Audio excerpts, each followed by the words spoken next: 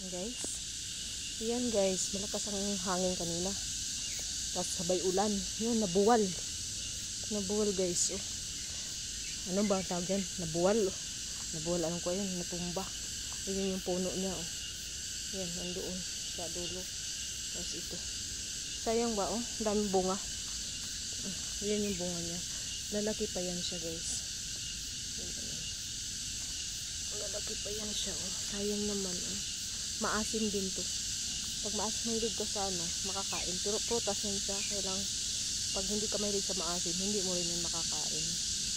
Kaya, yun. Yun, yung mga kaibigan ko, kumakain yan. Yun. Ang dami bunga, oh. Sayang, pagkita ko sa inyo yung ilog, mataas kasi sa ibang lugar maulan.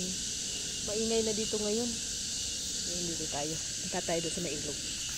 Ito yung ilog, oh. Mataas.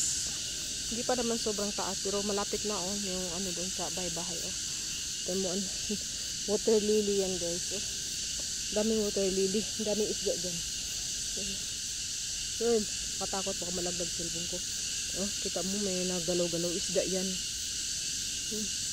Ang dumi, no? Ang kulay green kasi sa ilaw, yung dulo kasi yun sa amin. Sa ibang lugar, dito bagsak yung tubig. Kita nyo, may gumagalaw dun.